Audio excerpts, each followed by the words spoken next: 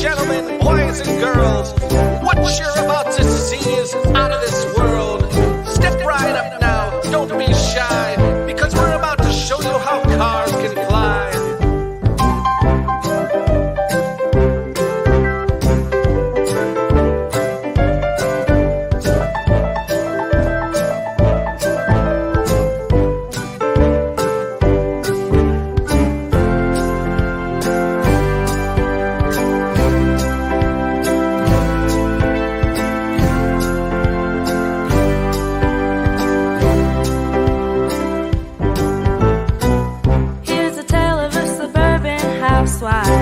Who dares to fight with the icon of his day, and she finds her own miracle on the way.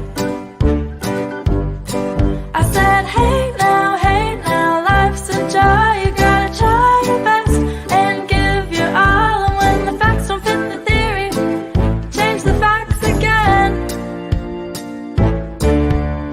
Ooh, I've seen it, though you won't believe it. It's a miracle year in which we're living. Come on outside, it's a beautiful day. It's a beautiful day. 5, 4, 3, 2, 1. Silence. Howdy, this is Dave D. Hilster, and I am with you here on Saturday Science Chats. I hope you enjoyed the new countdown. Yeah, that's music from my documentary, Einstein Wrong, written by the great composer Michael Ruggieri, a theme song from the documentary itself. But you have tuned in for a great day. We are going to be talking with Dr. Alexander Unzicker, a great mind, a great thinker, and he'll be with us shortly.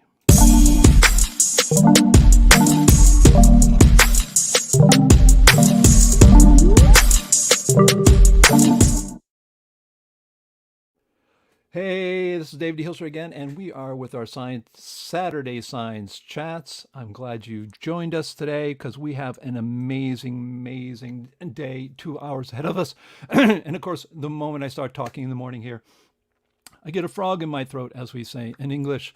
But regardless, we are very happy to be here. We are sponsored by the John Chappell Natural Philosophy Society. I want to welcome everybody from the channel and from the organization, and also my Dissident Science YouTube subscribers. I want to thank you for subscribing, and I hope today is going to be a great day. We're going to talk to one of the great dissident thinkers outside of mainstream science. Going to be with us. I talked with him during the week in Moy. We talked on for about 30 minutes. But let's go forward here and tell you all what this is about, because this may be the first time you've seen us. And so the CNPS, the John Chappell Natural Philosophy Society, is named after John Chappell, one of the great organizers of critical thinkers in the early 1990s. Unfortunately, he passed away in 2002, but we've kept on with an organization of hundreds of active dissident scientists, critical thinkers, we like to call them, around the world. And the mission of the CNPS is to be an organization that, above all, promotes critical thinking without malice, to be an organization that supports, publishes, and promotes serious scientific work outside mainstream science, to provide a forum for open debate about modern topics in physics, cosmology, philosophy, mathematics, and more, and to provide a forum for presenting serious papers and theories without fear of censorship, and last but not least, to be run and controlled in its entirety by its paid membership, including the election of directors by its members. So yes, we are a democratic membership-based organization. We are a not-for-profit organization. How to participate and support? You can sign up on naturalphilosophy.org. You can consider becoming a member. Memberships are annual and monthly now, and you can also make a one-time donation. I'll show you about that in a little bit. And participate in our community discussions. In fact, I should be running my banner here of how you can become a member. And of course, you can also post news and happenings about us on social media. Yes, folks, we are in the social media era. That's the way it works. Like it or leave it.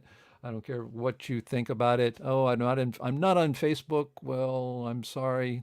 things happen on those places now. YouTube and Facebook are places where people are meeting around the world, especially with COVID. Our websites, you can check out our community website at naturalphilosophy.org. Natural philosophy is what we call physics and cosmology. Before we used physics and cosmology, and it's our way of getting back to the basic and saying, look, we've got to look at everything all the time. We should not be happy with everything we're taught.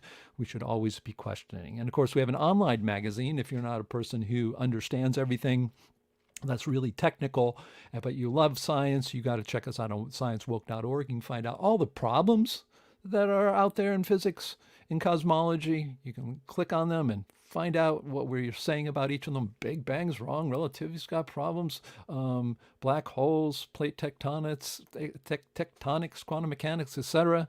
Well, you can check it out and then find out who are the movers and shakers today in the science world that are outside the mainstream. Because inside the mainstream, you're not getting movers and shakers. You get parroters and conformists. So you can also check out our wiki at wiki.naturalphilosophy.org. It's based on MediaWiki, which is the open source software for Wikipedia. Same software. We've got over 10,000 pages there on all kinds of information, and we're going to actually be getting more for those who know Greg Volk.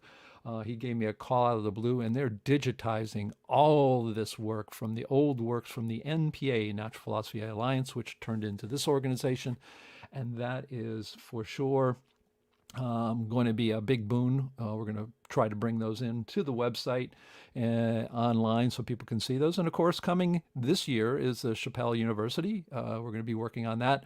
We're going to be getting meetings shortly. Once I get some more time, we're going to have some bi-weekly meetings on people who are going to be writing courses for that. We're going to be using, of course, our LearnDash, which is a professional, paid-for, subscription-based course software. And so you want to, if you're interested in building a course on whatever topic you would be interested that you couldn't do in a university, then that's what that's for. And all of our paid members are welcome to participate. Now, there were some donation buttons, and I know Nick Percival's in here in the green room, and I appreciate him pointing this out. I went there and I go, oh, sure enough, it isn't working. My dad came to me the other day. I said, oh, you guys, I want to make donations, and the button doesn't work. So yes, it is fixed. If you do go to membership.philosophy.org, you'll see the donation button, and it should work there. If you happen to go to the site, you can click under members and paid membership/donate. You'll see a donate button, and that's what you should see now. So you can click on members, click on this donate button, and this was what you should see. You can donate with PayPal, and you can actually make this a monthly donation, which is really, really cool. So that is working now. And again, I want to thank our patrons. Patrons are the people who have given money over the years and recently given substantial, it depends on what you want substantial, but to us, monies. I know Dr. Cynthia Whitney has always been very generous to our organization. She's retired. She is our CNPS chief scientist. You can read all about her on sciencewoke.org. And her story about how she got a PhD in special relativity, immediately applied it to something called the Sagnac effect, or what more people call a gyroscope made of light, and it failed. I want to thank Duncan Shaw, too. He is actually etherist working on his ether theory. I always enjoy his work and his contributions. Thank you so much. We have an anonymous contributor who gives us some money when we need it and doesn't want to be named, and I want to thank, I will say, him. And Robert Hilson, my father, who has also donated, as well as Kurt Renshaw. And please, if you want to donate, it is really important. Our community is self-funding, so we need everybody's help, even if it's $5 a year, $5 a month. We'll take it. And of course, our memberships are there again at membership.naturalphilosophy.org. You can get from monthly from $5, $10, $25, $50 a month to $35 to $500 a year. So you can do it one time, or again, you can do a one-time donation. The CS, oh my gosh, I think this is from last week. You see, I copy the PowerPoint charts and then move them over, and then sometimes, that's repeated. But this isn't. I'm pretty sure this is new. Yes, it is.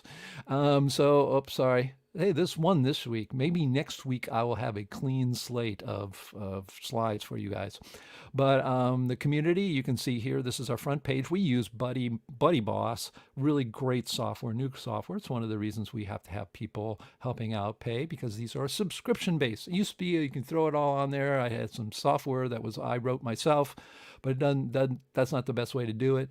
And people started doing that so much, now they are subscription. Everything's subscription based. I think pretty soon pregnancy and children and all those kinds of, maybe even at the end of life, it'll all be subscription. So who knows? But anyways, this is what it looks like today. And you can see there's recently, I think we got up to 73 people who have registered for the website. Again, we have hundreds of people across the world.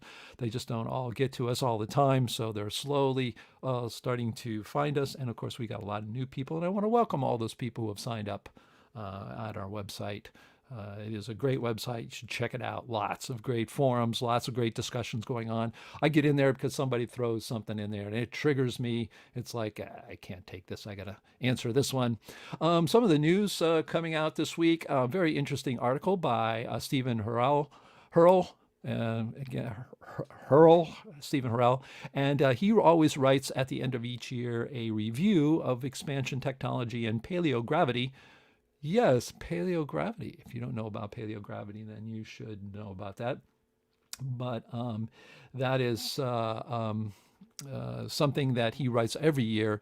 And this is a review of this last year. It's a really great page. You can go to it at dinox.org, review 2020.html. I think he has probably a quick link on that in the front page.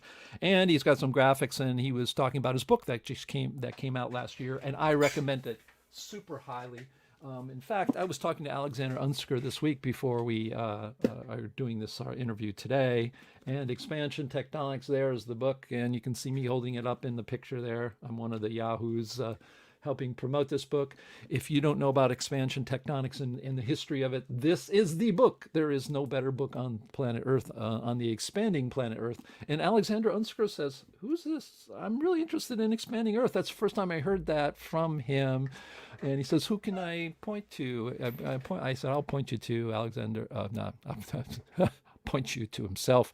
No, I'll point him to Stephen Harrell, and I also pointed him to, of course, James Maxlow, who is the technical guy on expansion tectonics. So that's pretty cool. And of course, he also mentioned us in that article because we interviewed him twice, which was really great. If you haven't seen those, check it out. He talked about the hidden history of Earth expansion, which is about his book.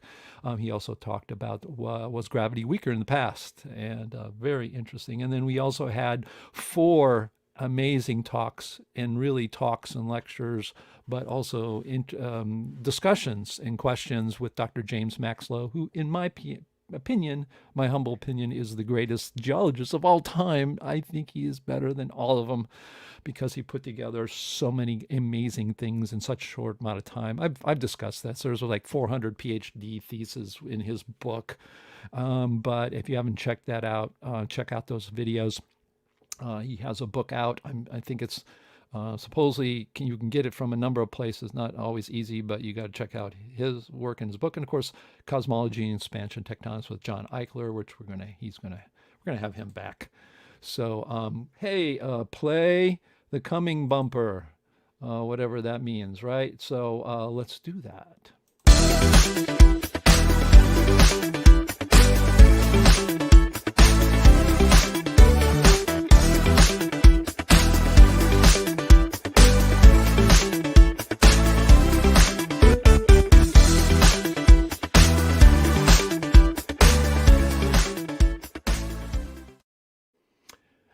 Yes, we do have these people coming, and of course, coming January 3rd, that's today, is Alexander Unzicker, and he will be talking with us. And we're going to have him hopefully a couple weeks.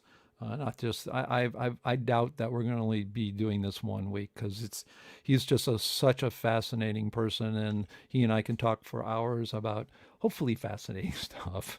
That's the idea. Now this is coming January 30th, but this is part of the times, folks. I got an email this week from Jack, and he said I need to postpone. Why? he got COVID. I hope he does well. He gets through that well. But so that's going to be postponed. I'm going to be talking maybe with Alexander and Chrissy. We'll do that. Next week we'll have something. Of course, we have something every week. But we wish Jack the best. If he's in the chat, please wish him best and say hello. But we wish him a speedy recovery. I guess he's on 10 days quarantine or whatever. That's what he told me. I'm not sure where in the world he is. Today and age, you don't know where these people are. But regardless, Jack, we wish you the best, and we'll hopefully hear from him. And he's going to be talking about symmetry math. Wow, it blew my mind. Literally, he sent me the paper, and I told you this last week, and it's still true. It blew my mind because I'm a math person, if you don't know, got my Bachelor of Science in Math. And I saw that, and in 30 seconds, my jaw dropped open. So yeah, that's going to be well worth taking a look at it. And of course, coming February 13th, and Nick is, I think, in the green room. Yes, I see him, is the guru, time guru, your time guru, saving science souls in the nick of time. Hey, I love this, but he'll be talking about the 50-year analysis of time in physics. That is quite a lot of time, literally. I don't want to get into all bad jokes. I want people to stay tuned in, so sorry. But anyways, Nick is an amazing mind, an octogenarian who has the mind of a 21-year-old. And if you haven't checked out his YouTube channel, you should. You can go to nickoftime.guru, I think is what it's called. But anyways, you can check him out just look up Nick of Time on the YouTube channel. He's got a bunch of YouTube channels, got over a couple hundred subscribers already. And so we're looking greatly forward to that. And of course, also coming in 2021, I've talked with Stephen Bryant. He wrote the book Disruptive and the Demise of Relativity is a review that I think you can see that on Science Woke. I think that was written by Dr. Glenn Borkert. Stephen is a big follower and student of Dr. Glenn Borkert, and he has the Rewriting the Rules of Physics. I've got that book. It is a really great book. So anyways, as Alexander Unzicker says, keep working on your passion. That's what we've been doing, and we'll be talking with him shortly. So let me tell you a little bit about Alexander Unzicker, and let me just check here. Let's see. Okay, is that correct? In 90 minutes. Yes. So hopefully, I don't see him here yet in the green room, but he did. I see him coming, so hopefully he will be here very shortly. But let me tell you about him, and that's the world of checking. When you're watching, especially if you're recording, got to be watching your own production matter. Oh, see, there we go. Play coming bumper. Here we go. Man, that was like three slides that should have been deleted. Again, I work so quickly on these slides. There's so much to put in them that I copy them and I need to go through them and find out which ones I need to delete. It's like, wait a minute. Did I get all the wrong slides? No. Dr. Alexander Unzicker. Now, this is from his website. You can go to it at alexander-unzicker and .com. Let me just shoot him an email saying, yes, we're live. Come now. Here we go. Again, he's got a really great setup because he has got his own YouTube channel as well called The Machian. I didn't put that there. The Machian, the TheMachian. I'll put that in the, when we're talking with him, put that in there. And so this is from his website. It says physicist and author. And it's in German, but it's also, you can read it in English. And we'll read this for you. It says, I mainly deal with physics, understanding how galaxies, stars, planets formed from a hot hydrogen cloud and how billions of years of evolution have led to our modern civilization. Excerpts an incredible fascination form. I think, well, this may be translated from German. The search for fundamental laws of nature in fundamental physics and cosmology therefore accompanies me permanently. I mean, you can't get it out of his head. The preoccupation with it led above all to a great respect for physicists like Einstein, Schrödinger, and Dirac, who have researched from particle physics to cosmology and all fundamental areas of physics. Many unrecognized pearls can still be found in their works, although many of the puzzles they raised remained unsolved today. So he is a journalist, he is an author, and let me tell you a little bit about him. Online, again, you can go to his website, but he has published numerous books, a couple in German there, but the three main ones we'll talk about. But you can go to Amazon Prime, Amazon, and you can order these books both in hardcover form, like this. I have Bankrupting Physics. Yeah, there's a hardcover. You can get the Higgs Fake, which is a soft cover, and I've got the Einstein's Lost Keys, but I got that in ebook form. So you can check those out. Let me tell you a little bit about each one of these books that he has authored. This was in 2013. From 2013 to 2016, Alexander launched three books, amazing books. And these books is the first one's Bankrupting Physics: How Today's Top Scientists Are Gambling Away Their Credibility. So you can understand why he's actually on our channel talking with us, because it's pretty amazing to have a person of his stature really going against the mainstream. It says, an award-winning scientist argues that theoretical physics has become too abstract and calls for science to return to the experimental method. Absolutely, I agree with that. I think most people here do too. The recently celebrated discovery of the Higgs boson has contact. Wait a minute, this looks like, I think. Oh yeah, you know what? I'm sorry, I don't have that correct. So I'm going to have to get that from the website. But let's see, Bankrupting Physics. So oh boy, see, there I go. I should be cutting and pasting these things, and I didn't do that. So. Oh, wait a minute. That, I think, the recently discovered Higgs boson, the God particle, yet behind closed doors. Okay, that's cool. That is actually right. So sorry about that. Checking this online live. Yes, that is correct. And I will continue to, do that. Sorry, technical difficulties here. No. Okay, back to, okay. So I'm going to read that again. The recently celebrated discovery of the Higgs boson has captivated the public's imagination with the promise that it can explain the origins of everything in the universe. I think what happened is he wrote two books. He bumped this into two books. So in fact, it may be the case that both of these are the same. I just cut and paste them and didn't have time to read them right away. So yet behind closed doors, physicists are admitting there is much more to the story. And even years of gunning the Large Hadron Collider and the Herculean number crunching may still not lead to a deep understanding of the laws of nature. The authors argue that physics has abandoned its evidence-based roots and shifted to untestable mathematical theories, and they issue a clarion call for science to return to its experimental foundations. So I believe both of the books, this one, Bankrupting Physics, How Today's Scientists Are Gambling Away Credibility, and this next one, actually, I do believe they do have, let's see, the Higgs Fake, just double checking. They may have the actual same descriptions. That's one good thing about the internet. Yeah, CERN's, no, they don't. Oh boy. So what I'm going to do is I'm going to read this, at least to this part. I'm going to read it. And maybe what I'll do, since I can do this online, I can go here, click on this, and replace this and read it live. There you go. I will put this down a little bit so we can see it.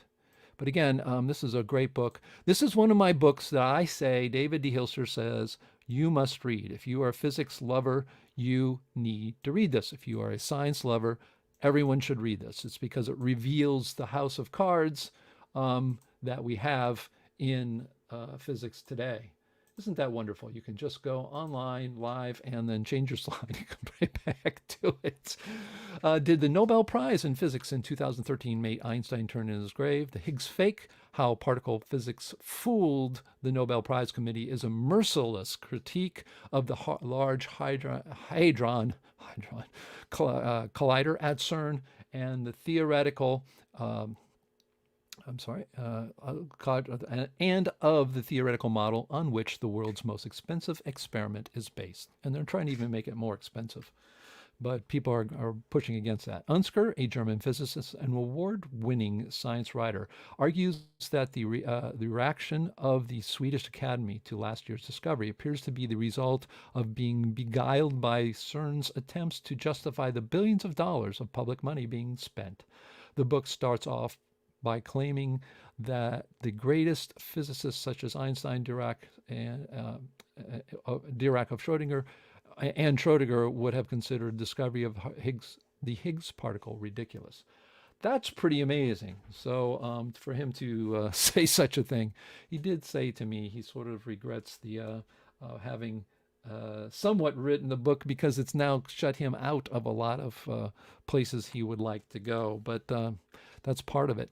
And then, of course, he wrote more recently Einstein's Lost Keys in 2016 and How We Overlooked the Best Idea of the 20th Century. Again, I did on my Dissident Science channel, I have I did actually talk to him about the book, but that was on my Dissident Science channel. This is going live to Dissident Science and also the CMPS YouTube channels simultaneously live today. And I want to thank everybody for joining in on this.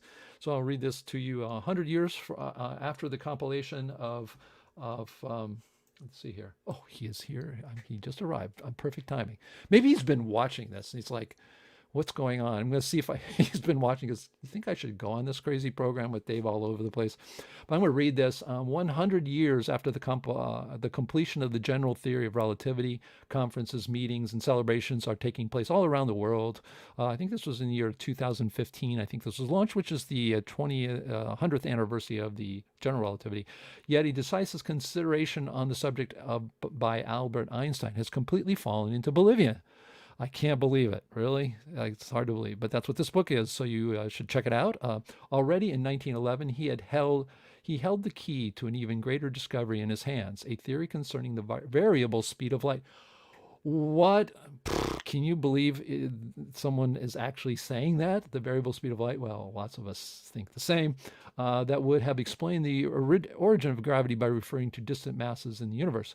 Eventually, the consequences for modern cosmology would be revolutionary. The picture of an expanding universe in the Big Bang would need to be revised. Well, listen, now you're understanding why we're bringing this guy on here. Sadly, Einstein's ingenious idea came 20 years too early, for it took until 1930s before the true size of the universe was revealed, which would have confirmed his formula about the variable speed of light. Due to the series of accidents, the theory remained practically unknown, although the noblest Schrödinger and Dirac had worked on similar ideas. Einstein's Lost Key is a description of relativity, comprehensible for lay people, a vividly exposed history of science, and a serious, though controversial, input on modern research. Dr. Alexander Unzicker is a German physicist, award-winning. We know that. His books, and we know his books. So that is great. You have to check out his books. Like I said, we're going to get to that. I got to play the bumper, and that's what I'm supposed to do here before I get to questions, and then we'll bring him on. Well, let me get rid of this stuff up here. And yeah, we're going to be bringing on in a second, but let me bring the bumper up, and we'll be talking with him shortly. Don't go away.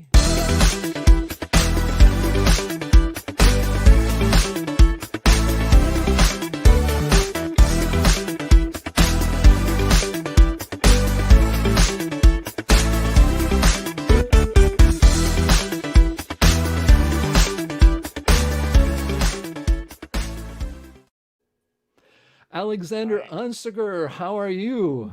Hi, Hi, David. Thanks a lot for this great introduction. Really lovely.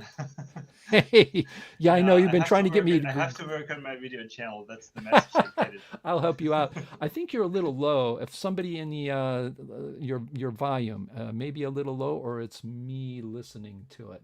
Can people give me a thumbs up or a thumbs down in the chat about his volume? So I want to make sure that's okay in my volume Yeah, as well sometimes before people we go on. complain that I'm Okay, and maybe breathing it into could the be actually microphone. mine. So let me check that out. I'm going to check out my settings before we go forward. Sound settings, sound, and just make sure. Go ahead, say 1, 2, 3, Alexander. One, two, three, Okay, one, I think two, you're three. fine. You're totally fine. Well, Is it anyways, better? well, yeah, we're good. We're good. So, tell me, how are you? How you surviving COVID? Because you're normally out there and about. I mean, you have a video channel. If people haven't checked it out, I'm going to put that up there. The Machian. How are you as a science journalist doing and coping with this COVID environment?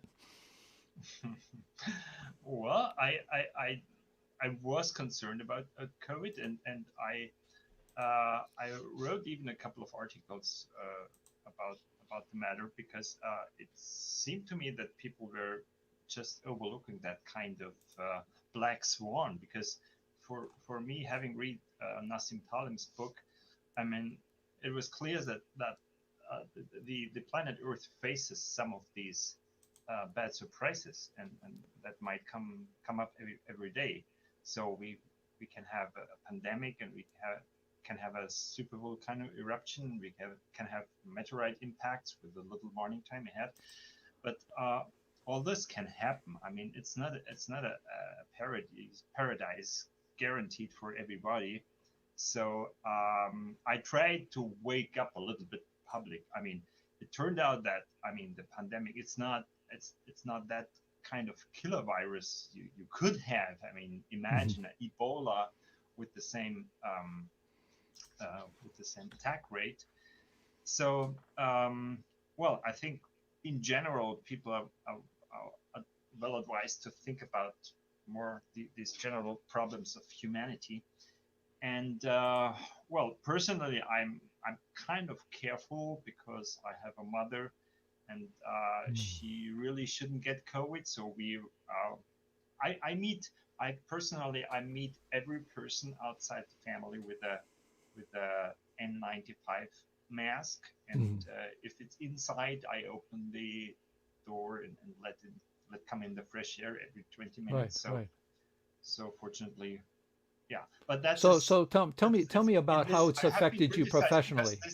this was not off mainstream enough for for many people Right, having read my right, physics book. But well, I mean, I tried just to look at reality and how it right. is. Yeah.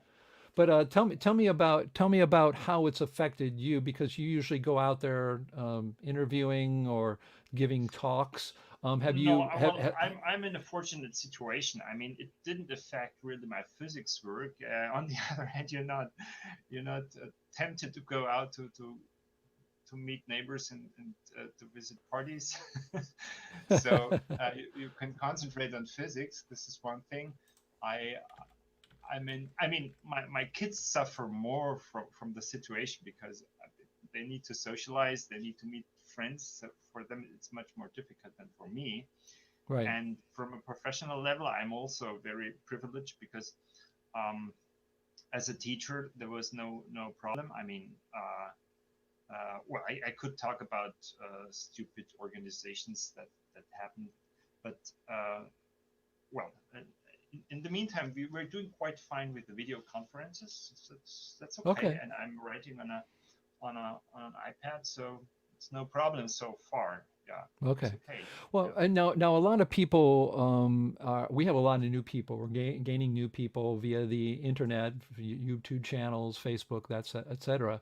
And so we have a brand new audience, and lots of people don't know really much about you other than that we've been announcing you and taking a look at you.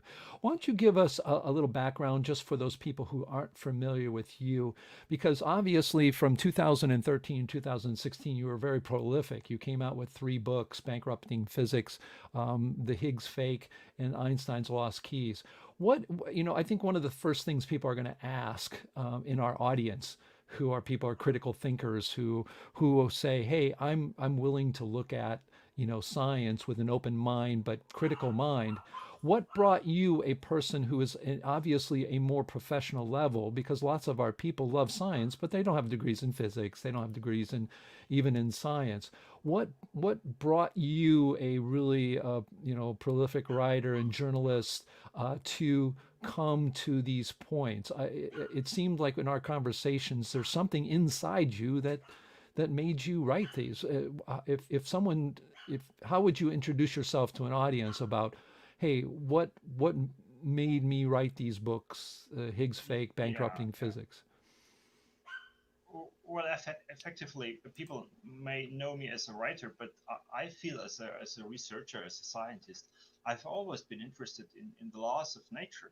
It's as simple as that. And I was curious, and I was interested in physics and fundamental problems and constants of nature. Actually, constants of nature already I pondered when I went to high school. So it was a long process. I did my diploma in Germany in physics, and at the end, around at the end of the diploma, I came across a very interesting book by a German scientist, which was published like 50 years ago, about dislocation dynamics, and that was the first time I developed really something ambitious, in the sense that you might find out something other people have not found out yet. And I was very excited about these dislocation theories and the connections to Einstein Cartan unification in the 1930s.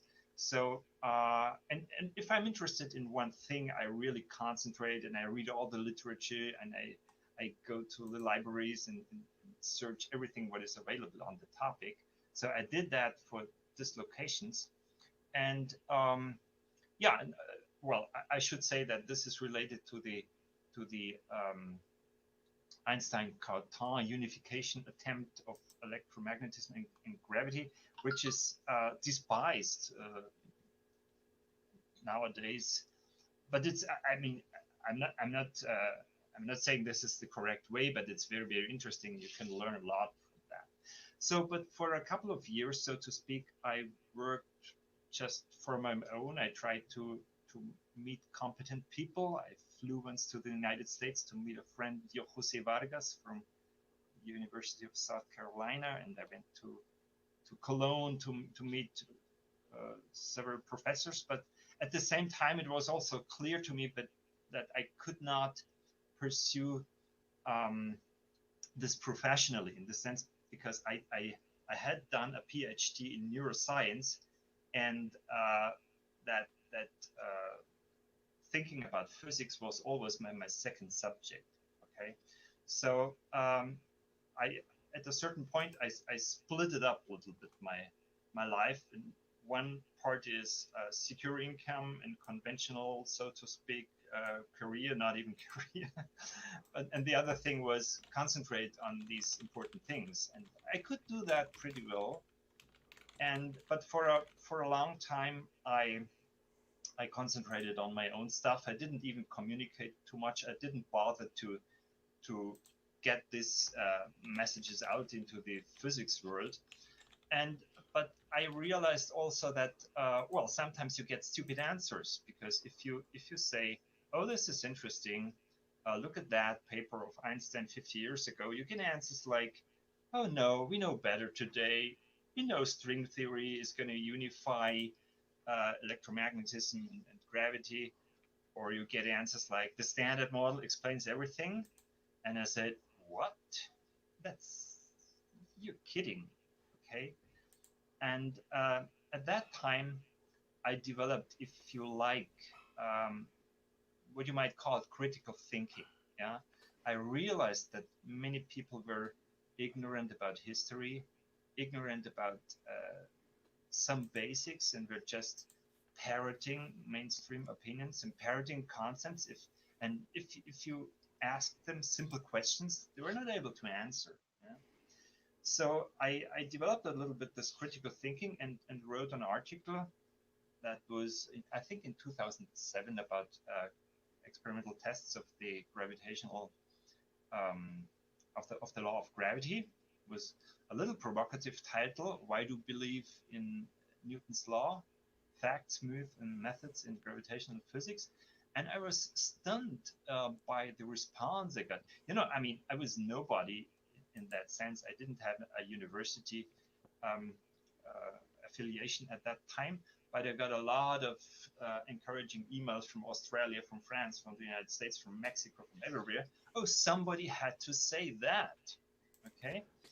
So, and that encouraged me to launch a book project, which fortunately also got published by a well-known scientific publisher, Springer, in Germany, and then subsequently won the Science Book of the Year award. And yeah, that was also luck a little bit, because I admit it's very cheeky, and some people may say it's provocative. Uh, but I had a professor, which was the reviewer from the Springer editor. He was very in line with my arguments. He also was very annoyed of the bold talking of string theorists. So he let it just the book through without any changes, without any softening of my arguments. So it hit a little bit like a bomb in Germany, because Wow. it was people were complaining, this is a scandal, this is a scientific publisher, you should not give voice to that blunt criticism. But there are also a lot of professors and well-known people saying, no, somebody had to say that, and that's definitely what was needed. And yeah, and that was the beginning of what you called my career as a writer, which I don't know.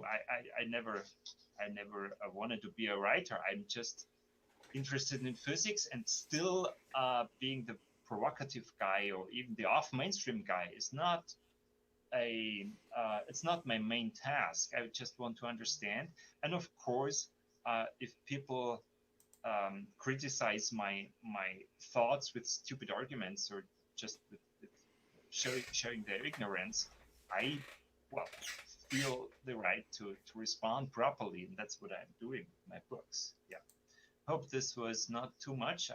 No, not at all. I mean, obviously, I think part of the interesting story that you talked about was, some of the luck involved, right? Because basically, it sounds like what you did is you, like any critical thinker, wrote a critical critique, a criticism, or an observation, a critical observation of something in science, and you put an interesting title, because that's the idea of titles, right? You don't want to put equations in your titles unless you're that has been mathematics. translated subsequently.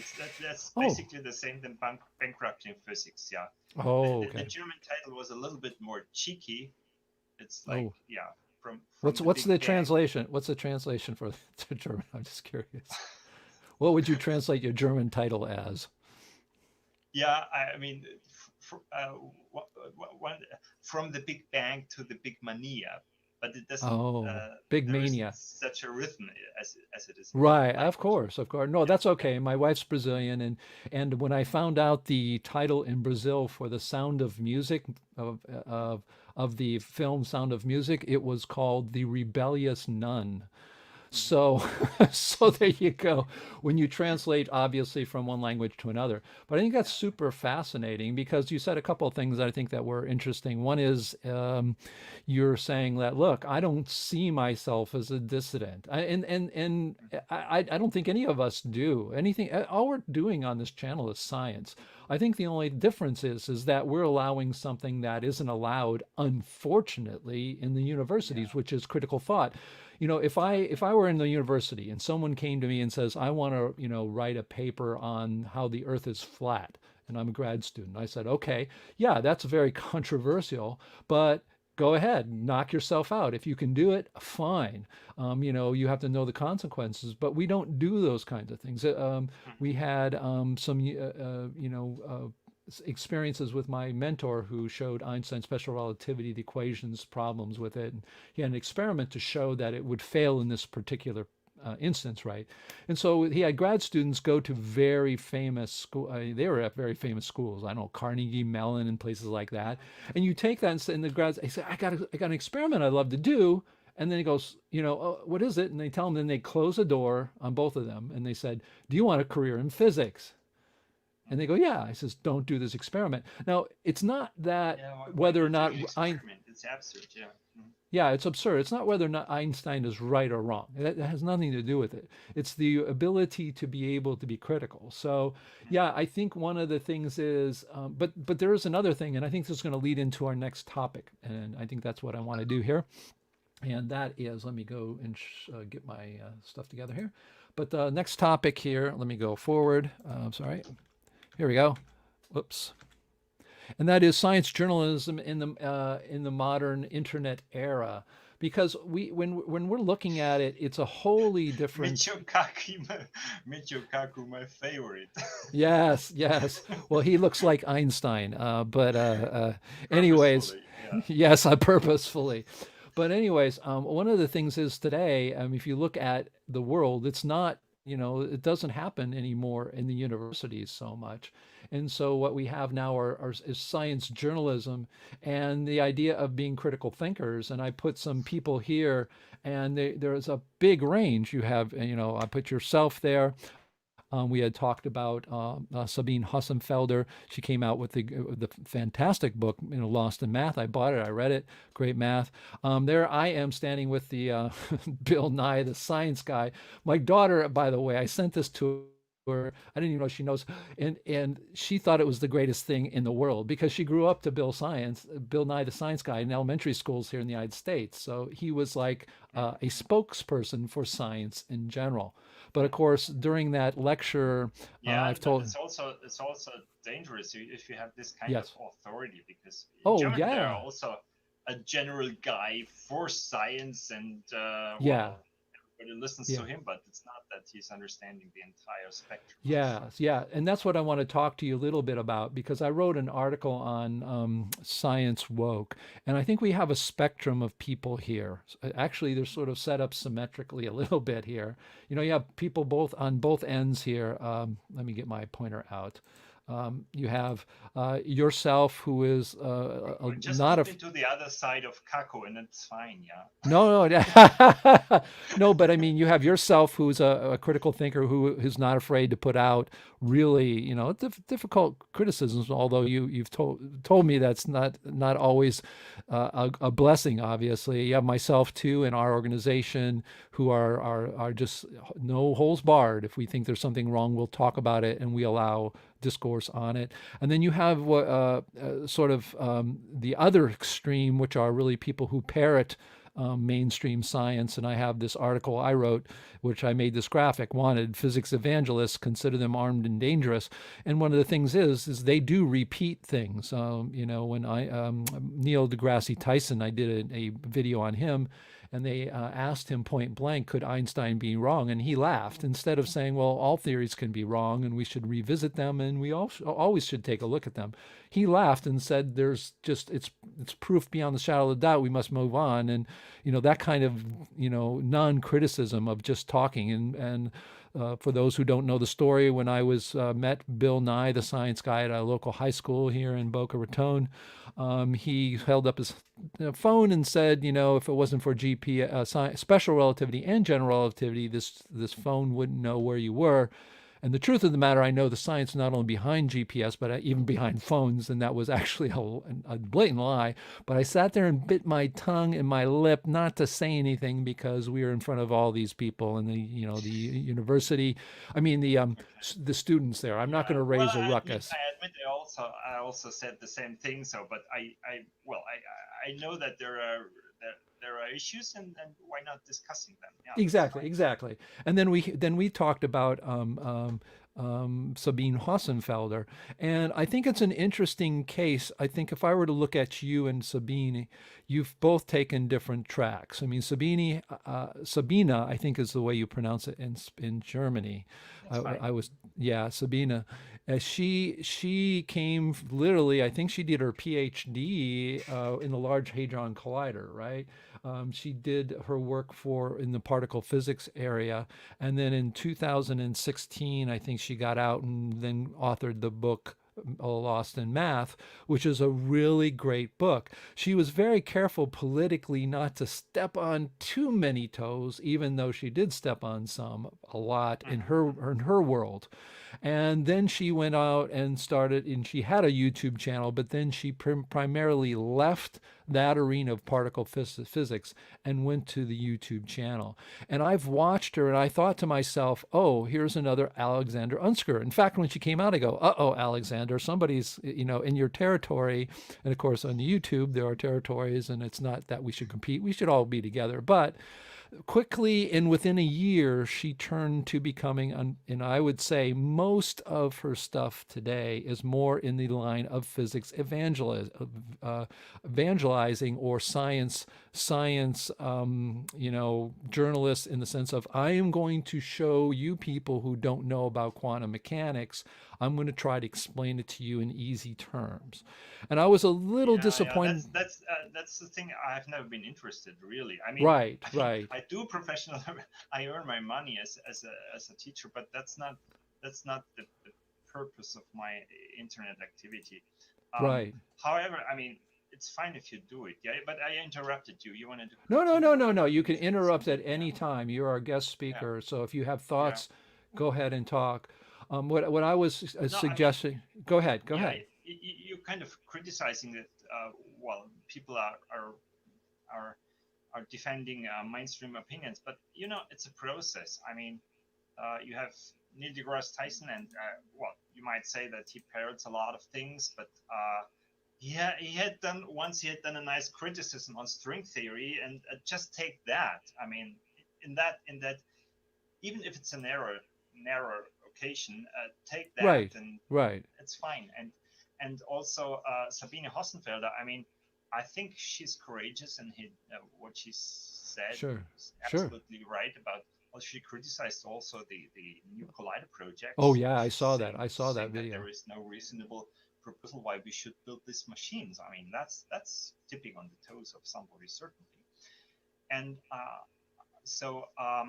well, I mean, I have a different perspective because I believe I still go a little bit deeper into history, and you need to do this, and you need to look at the history of particle physics, and if she has a background there, it's also understandable that it's much more difficult to, also on a personal level, to criticize.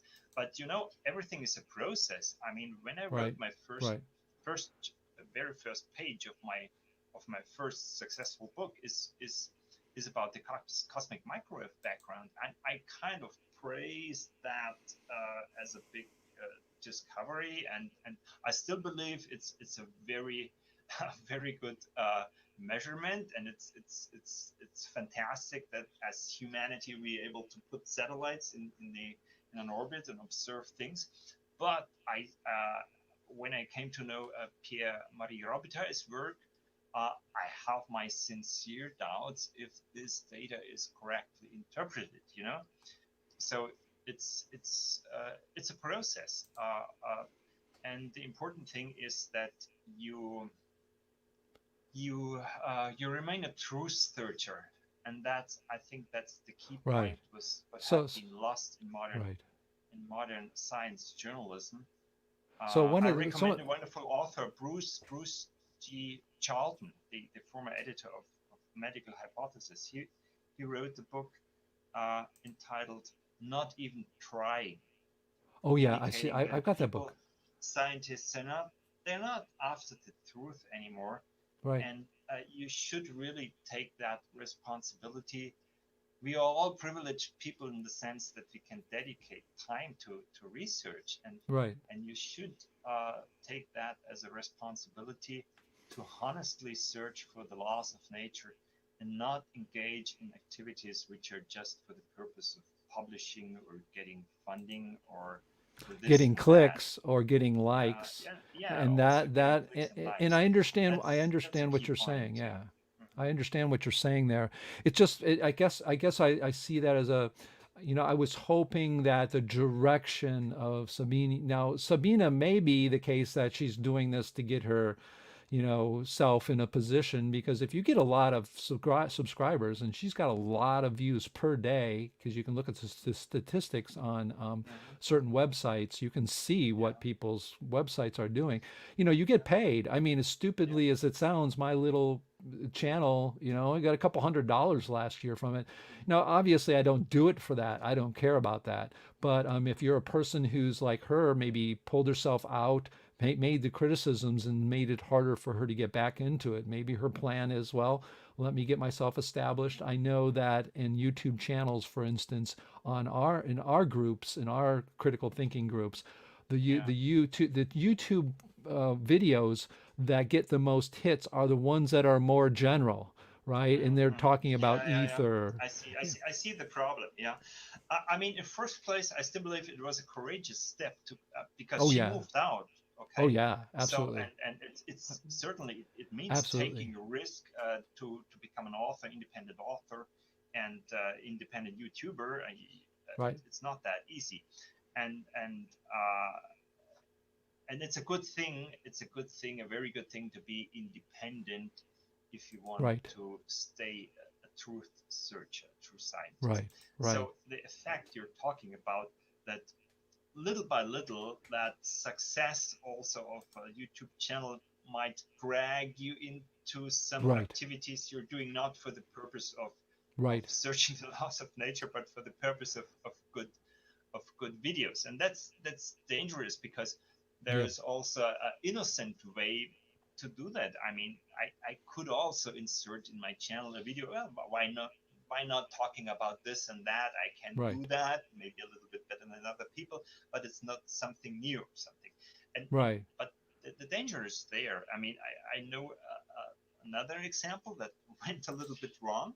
There was this famous the science guy that would be the Bill Nye of Germany, and he was I would say that a honest, and even I went to to his lectures, a sarcastic guy, of and almost a science critic, and but he became like a television star, and his specialty is a certain kind of astrophysics he knows very well, but he was asked about this and that and the Higgs boson and this, and he has to comment on everything, and he's become one of the worst parodists now. That's Oh, a pity. yeah. Okay, so yeah, I mean, not too much success is also a blessing, maybe. Yeah, it is a rock and a hard place. I mean, I've seen very few people actually had the ability to be in a financial and independent situation where they Yeah. can do exactly what they want. I'll give you one example that I know of, because I'm on a whole plant-based diet. In my early 50s, I was having heart disease, and so I read up on it, and I realized that a whole plant-based diet, which were found in like 5 places in the world, there was no. So I did that, and my heart disease is gone. I mean, I feel like I'm 35. But the person who has a channel about that is not getting funded by the big ag. They hate him. He's not Yeah. getting funding by the pharmaceutical companies. But Yeah. somehow he, as a doctor, has gotten people to fund him. And so he has the ability to have a channel, to go around lecturing, to do all these things. And It is amazing, and one of the things we've done in this channel is throughout the 3 decades I've been involved with this group, we've had at least 2 or 3 real serious times where we found people with lots of money who we are trying to sort of get into our direction. How do we do it? I mean, there's lots of projects we could do, like expansion tectonics. We'd love to take the Google software and make it so that the Earth expands and you can plot on it during the expansion and to show, evidence. That can take money, that can take time. So yeah, I mean, it is that sort of game where the independence allows you to say what you want, but it doesn't make you be able to get all the clicks and you want. I've had people say on my channel, why don't you have 1 million viewers? Well, I mean, people are interested in critical, it's because it's just not the way the world works. And so you have that dichotomy, where do you go? And I remember, Alexander, in the very beginning, I was thinking about how to make my videos, even though the videos were dissident, more or less called dissident videos, how to make those more palatable, how to get people interested, put a title on there and talk about something that someone would fall upon, like the flat earth. I talked about that, not as that, and I said, look, you don't have to agree with the flat earth, but the rule in the science is if you believe something, work on it passionately and you try to show it, the world's going to judge you for it. That's great. That was one of the messages. But I would talk about other things. So yeah, you have to sort of think about how to do it. I mean, I put myself out there in this channel as marketing. You see myself standing there. These things are there just to put a face on it. I don't necessarily want to spend time doing that. Seeing me there just doesn't float my boat. I'm like you. What floats my boat is thinking about something that someone said that's new and I haven't thought of, and I'm thinking, is that right? Or expansion tectonics in 2008. I never heard of that. And I go, what's that? Those are the things that motivate me. Yet, even with yourself, we were talking about your channel, what you are doing, what you can do, how you can do it. I mean, you've produced some videos. It's not easy to do that, right? I mean, one of the things people don't realize in like my Dissident Science channel, the last edited video I did took me about 20 hours of time. Because I write the script, I have to record it. Those recordings take 130 takes of different pieces. You edit together. I mean, there is that time. Now, if someone came along and gave you money, right, and you would have a whole team doing this, or a whole organization as we have it at the CMPS, we could then do it. So we would have a video production team that would work with me, with Nick Percival on his work on time, you with your work. I mean, right today, on one hand, we have these tools. Look, I'm running this one-man show, basically. And we have switching. We're doing things that are live today around the world. Something like that 20 years ago, you'd have to be, you have a company of millions of dollars.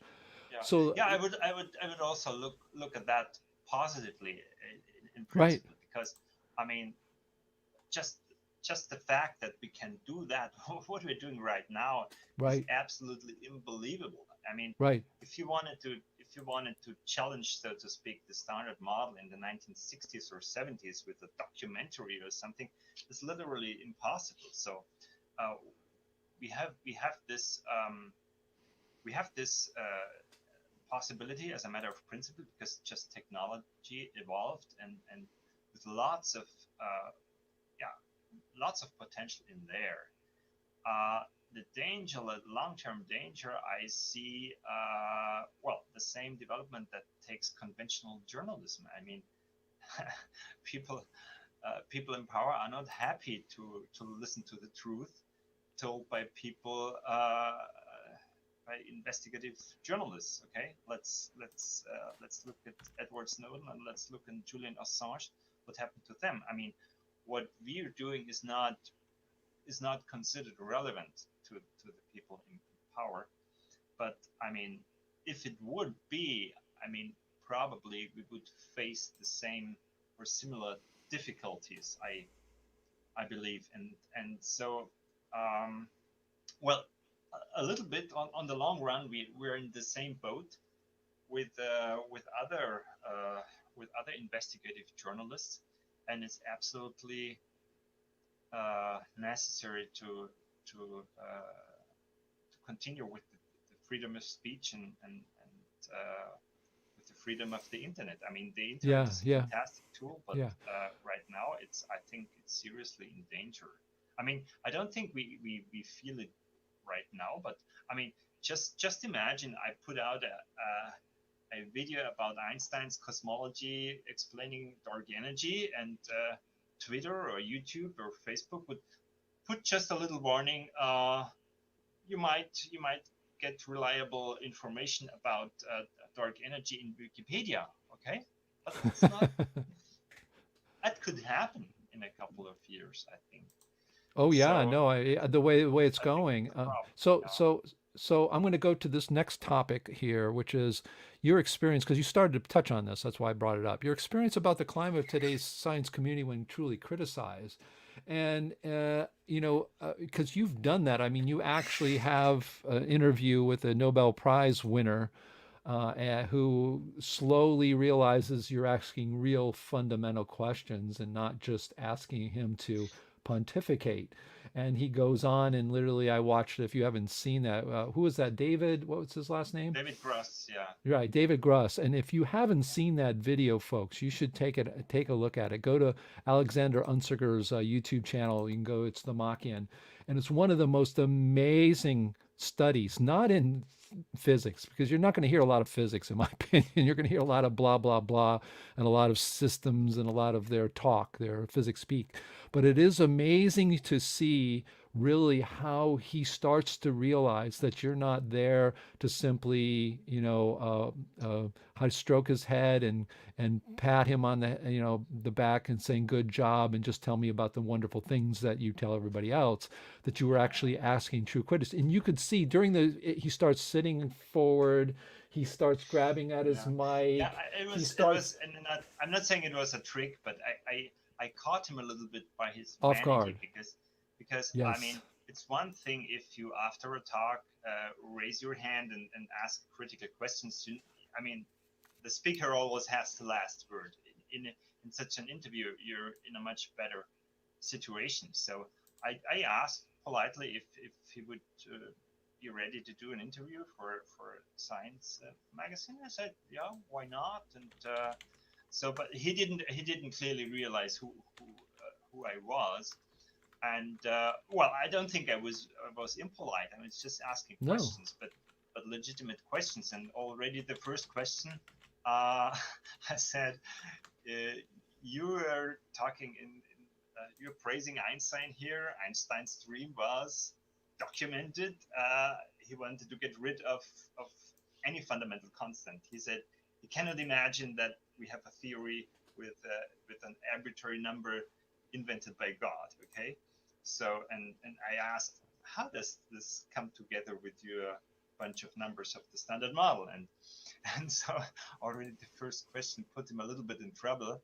And well, I mean, he was then a little bit annoyed, but I think it's also important that you get these guys on camera on certain topics, and uh, I think he at one point he really demonstrated ignorance when he stated that Dirac predicted the change of the fine structure constant, which Right. is not Right. true. Dirac Yes. always talked about the change of the gravitational constant, and I even said, wasn't it really that constant? No, no, no, no. So no, that You you can. might think that's funny, but or okay, That's it's not funny. Yeah. one little lapse, but I mean seriously, I mean we have a community of theoretical physicists today, uh, completely unaware of the efforts the of the greatest thinkers of the beginning of the 20th century. I mean, even if you are a leading theoretical physicist at a university, Princeton or somewhere, you should study these Of papers course. by Einstein, by Dirac, and by Schrödinger. Anything else, I think, is bad preparation for your homework. Okay, if you Yeah, watch it. I mean, you can see him. You can see him here. He's got the microphone in his hand now. So he starts out here. He's all comfortable. He's got his mic on. And you're going through, and then you're getting looks from you. One of the things I liked was like, if you look at your face, you're going like, you're cringing. You're very, I think at that point, very polite because I'm thinking to myself, I can't believe I'd love to really say this. And by the time he is during the end of the interview here, you can see there it is. His mic is in his hand. He's literally taking it off, saying, I'm done with this. So, Yeah, I mean, the thing was really, what was really too much for him was, I'm just looking up the book. I should have shown him Andrew Pickering's wonderful treatise on particle physics, Constructing Quarks, which is a wonderful book. But oh, when I I love mentioned that. I've got this, that. I mean, he was really upset. I think well, That he was upset with was you. offending the majesty. Yeah. Yeah, but didn't you must have gotten some, did you get any reactions from people that were positive? Like, I wish somebody would have, asked these questions and really put him to the test. Did you get any of that at all, or was it just Yeah, I over? mean, there are lots of comments. Yeah, lots of funny comments on the video. Yeah, Right. So, I mean, there are a lot of people, I think. yeah. I would be not surprised if there's a lot of people, even in theoretical physics, and especially experimental physics, because I know when I did an interview with the experimental physicist, Dr. Kelsey, in my movie Einstein Wrong, he was standing outside because they wouldn't let us film inside the facility because they found out that the title of my film. So when we were outside, he And then a little bit too provocative. that was not too He provocative. Yeah. did something right. But he was outside before the interview. I talked with him, and he said I asked him because when I do my documentaries and I would interview someone, I would pre-interview them to get the feel of who they are, what their mood was, what I feel I could ask and not. So I would test them, right? So my first thing out of my mouth is, so what's it like to be a theoretical physicist? I remember we're sitting at this lunch place. It was a very squirrely little place because it was near Stanford Linear Accelerator. You're not going to find really nice restaurants there. So it was in this little restaurant, right? So I'm sitting there and I go, what's it like being a theoretical physicist? And he looked up to me as if I had just called his mother the worst name ever. He goes, don't ever accuse me of being a theoretical physicist. And at that moment, I could tell why he was talking to me because he told me several times, he says, my friends at Stanford Linear Accelerator told me not to do this. And it was a boon because I figured I was going to Stanford Linear Accelerator to film with my mom. I had set it up 5 weeks in advance because it was the miracle year. It was 2005, right? So that was my movie, Einstein Wrong, the miracle year. And it turns out that my family, with the documentary, we had some miracles of our family. It's part of people can see it, EinsteinWrong.com. It's a really entertaining film because I didn't want to make it just, a science documentary. But regardless, I was there with my mom, and the idea was taking her around to meet all these people who were maybe know about Einstein being right or wrong. And the idea there was I wanted to find somebody who would admit one thing because I knew the answer, and that is particle accelerators don't observe mass increase, even though they use relativistic kinematic equations for the end game. And so that's why, they invented the neutrino. That's why Pauli invented the neutrino, et cetera, et cetera. But regardless, I wanted to see if I could get that. Not sure I'm buying all this. But that's okay. That's okay because it turned out that in the interview, he says on camera that we don't see mass increase. But regardless, what happened is 5 weeks ahead of time, I was calling in to because they were getting lots of interviews because of the miracle year, right? They're all there. And so I call up, and then 5 days before I'm going up, I had planned my trip. I take my vacation days off. I had, all the film equipment. I knew where I was going to go. We had a hotel, everything set up. So I get this call from Stanford Linear Accelerator's marketing person for that year. And the guy gets on, and I had talked with him, and his voice is literally trembling. I think he's from Australia with an Australian accent. He goes, Mr. D. Hilster, and he was like, I said, what's up? And he goes, well, it seems like our community has decided it's in their best interest that you don't come and film within our accelerator. And so I figured I knew that could happen. And I knew, and I was going to do a Michael Moore moment, which I do have in a trailer where I stand outside, my mom's looking inside, they see us, they know I can't come in. And so I had my mom comment on that, right? Well, it turns out that they said at the end of that, he goes, well, by the way, we have a guy who still wants to talk to you. And I go, really? And so that was my experience about the criticism, about people's worries, about things. Yeah. And then the experimental physicist really didn't like Einstein the wouldn't have reacted like this. yes, I no, think no. It's so in the funny first because place. if you look at it, my mom, I asked her point blank, I said, look, if you think, because she spent years of her lives going around with these critical thinkers. We even met a friend of Einstein's and we interviewed him. He wouldn't be in the film, but we interviewed him. And my mom, I asked my mom, do you think that Einstein would take criticism of his theory in a good light? And she goes, yeah. I think he would have been open arms and said, "Okay, what's wrong? What can we do? What can we look at?" I mean, Yeah, what's yeah, your yeah. opinion? Do He was you a great think that debater. Yeah. yeah, do you think that these people, I mean, they've hijacked Einstein, no offense. They've hijacked him to be Yeah, the that's what I wanted to say. I mean, maybe I mean, there's one problem believing maybe too much in certain parts of his theories, right. and but another way is another problem is maybe a even bigger problem is abusing his name for every fancy that has come out of Yes. experimental and particle physics in the last 5 decades. I mean, if it, Einstein, we proved Einstein right by Yes. doing this and that, Yes. but that's all nonsense. I mean, there are things that he definitely didn't believe in, yeah, like holes, whether they exist or not, is another issue. But Right. Right. Einstein historically did not believe in these bold extrapolations which are done. So he was very Yeah. skeptical, and even the things he published. I mean, he always, if you look at his papers, he often published contradictory stuff because I mean he had an idea and the next day talking with his friend the French mathematician who realized it's not going to work, so he said no, yesterday I did this and that's not correct. So I mean it's very interesting to watch this struggle, but of course you can just do uh, picking out do cherry picking and what you like to find in his work. Well, yeah. Well, there's the other thing too. Is Yeah. he willed his image and his work to a university before he died in Israel because he was Jewish, right? And they were making. He was the second largest grossing dead celebrity for decades.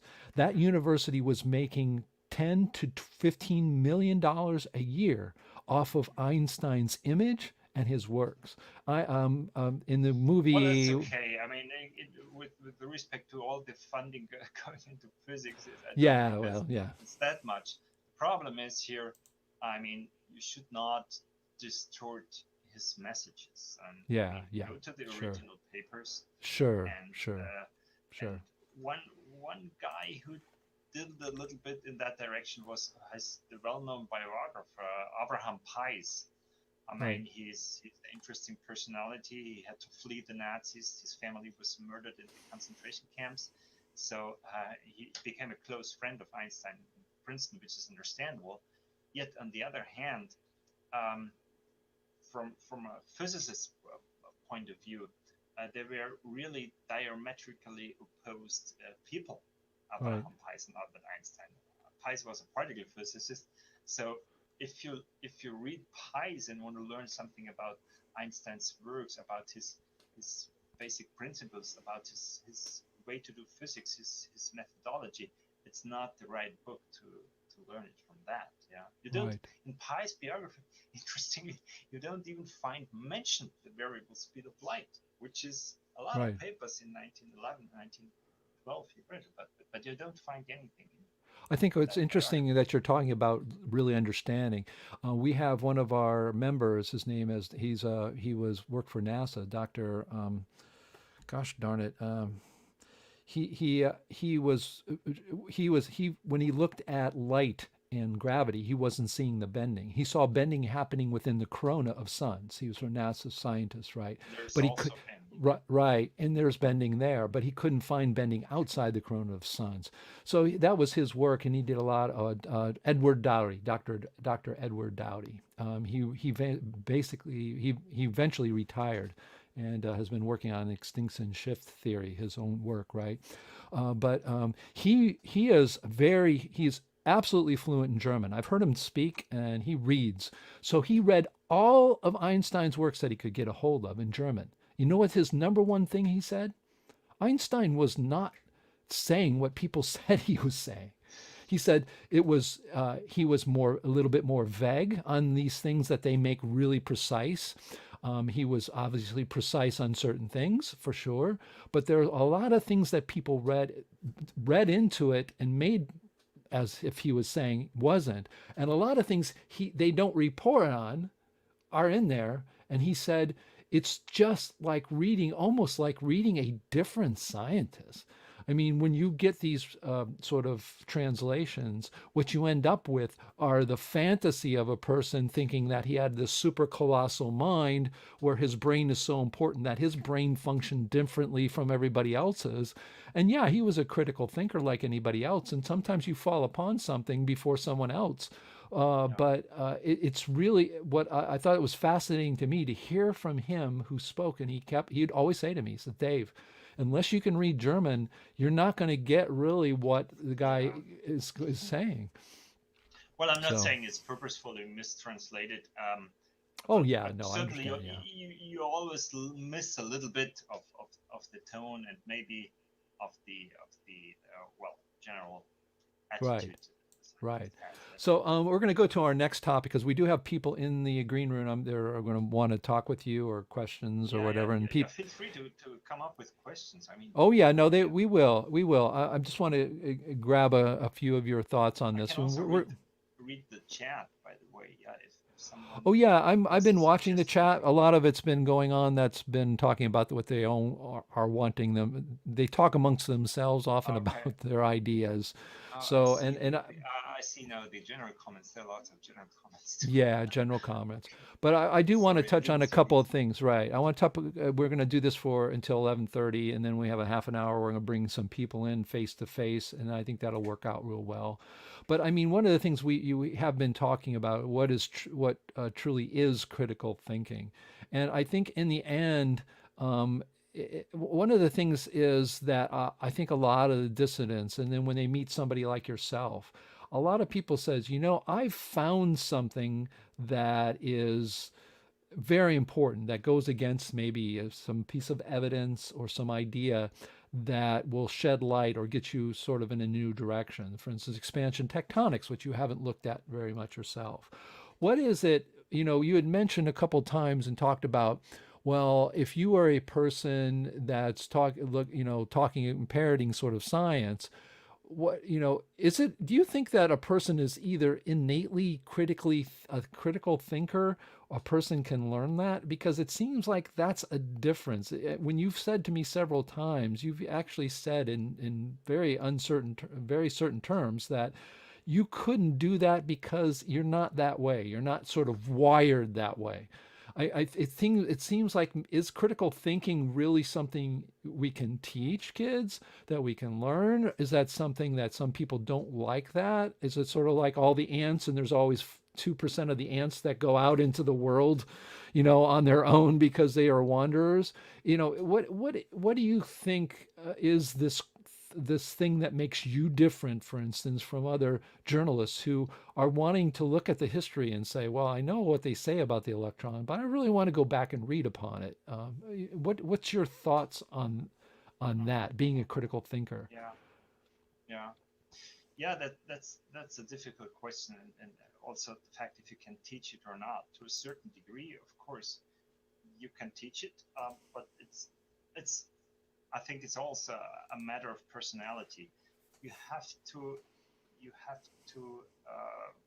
be very independent, in a certain way. Also fearless, not in a physical sense, but you have to be able to digest other people's bad comments or something like that.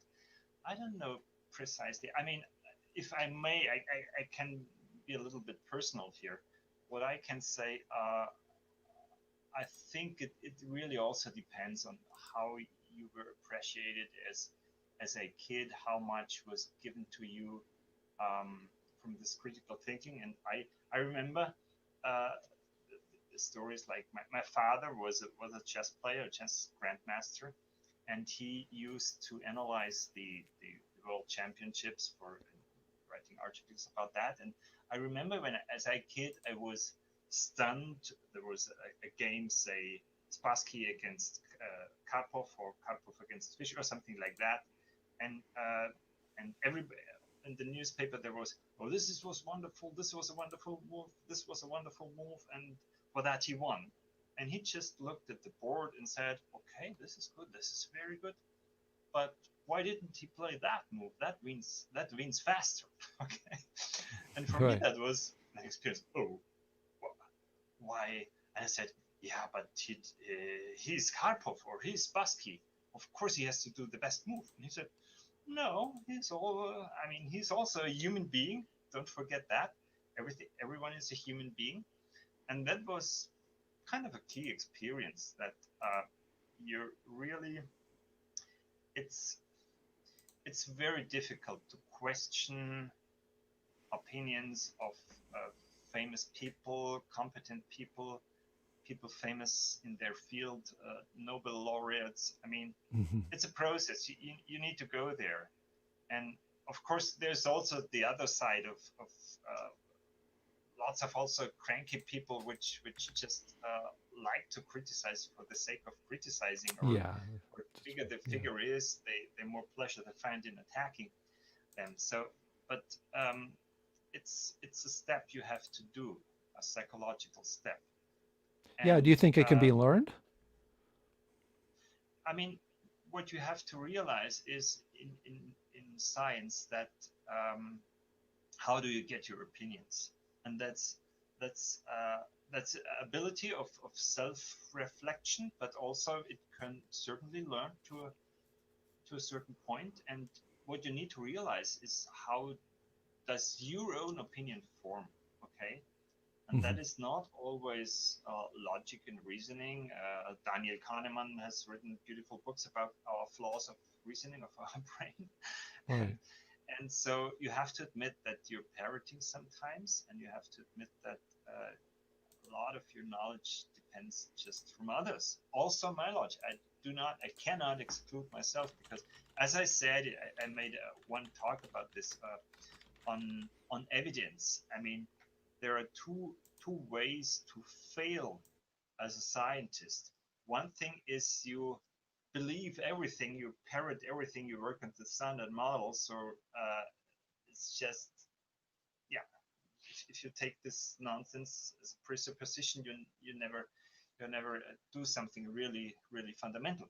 The other way to fail, however, is if you doubt everything, because you can't simply repeat the entire history of physics or science with your own hands, okay? And there's still a long way, which is my dream, that key experiments are set up and accessible via internet, the raw data, so everybody can check the data, can check the evaluation. We're still away from that. And until this dream realizes, I don't know if it ever realizes, you have to do that kind of compromise, okay? Either risking to believe a concept which is misleading and gets you on the wrong track, or doubt too much and waste your time in repeating things that had really been discovered and are true, so to speak. Right. So this is a dilemma. It's a dilemma you cannot escape. And I don't blame anyone who draws other lines. Once you're a critical thinker, that means you think for yourself. You switch on your own brain, and at that point, it's difficult. Also, you're more likely to be in error, of course. and but at least you have to be aware of that kind of compromise. Yeah, Right, that's right. my take on critical thinking. Okay, so we're going to open it up for questions. So if you're in the chat, please, if you have specific questions, um, and some people are asking about your YouTube channel. It's Unzicker's Real Physics. The Machian, I think, is the actual name that you put down, but it's Unzicker's Real Physics. If you want to check that Unzicker's out, Real Physics. right? It's a really great channel. You should subscribe to it. I think you're coming up. You're between 4,000 and 5,000 subscribers now, right? So it is Had 7,000 yesterday. 7,000. Boy, my everybody's like going to leave my channel and go to yours now. Like, oh my, yeah. See, there it is. That jealousy of subscribers, right? But yeah, you want to Which is not that important as a matter of fact. no. But what's is important is you are doing a great service in recording your ideas and your thoughts and putting them out there and taking the time to do that. So I'm going to have people in the green room. So while we're watching, I know I have one person I'm going to bring up. He's been wanting to say hello or question or make a comment, and we're going to be doing that. So please, if you want to, also let me put up here. You can. I don't know if we have room in there, but I think we do. We still have one or two. So if you want to talk to us live, you can go to live.naturalphilosophy.org and get your question in. And if you do have a question and you're done in the live room, green room, please remove yourself. But let me bring up somebody. I think I see Bob Gray. Bob, how are you? Hello, thank you. Alexander, could you talk to us a little bit about your new book, The Mathematical Reality? Is that a critique of the use of mathematics in physics, or it's an alternative system of mathematics, or just what is this new book that you have coming out? Thanks. Yeah. That's a good question. It's kind of ironic because at the very end, I'm indeed diving into mathematics, and people who know my older books in which I heavily criticize string theorists detached from reality and walking into that fantasy land of mathematics might be surprised that I am also advocating that the very basic laws of physics have to do with mathematics. But I think I do, I mean, apart from the fact that it's very different in math, this math is really interesting, I think I do, it's well reasoned in the sense that I look at the history of physics, and that's more or less 2/3 of the book, and talk about fundamental constants. Because I think this is the royal road to understand physics. Might sound exaggerated, but I think if you want to understand the basic of physics, look at fundamental constants. What are fundamental constants? And my main argument is constants of nature are the gods of modernity. We shouldn't believe in something that there is a God-given gravitational constant, as we shouldn't believe in an Egyptian deity called Re, which is the sun. So, and these constants of nature have taken the role of the gods. So my my recommendation would be, it's a very ambitious program, and we're not done, obviously. But the ambitious proposal would be to get rid of all physical constants. And I think there is good, there are lots of people in agreement with me, not at least Einstein, who also talked about this issue. And I show that as a matter of principle, you can get rid of several constants, such as the fine structure constants. I'm not saying how it is done. I don't have a very convincing idea, but as a matter of principle, it's possible.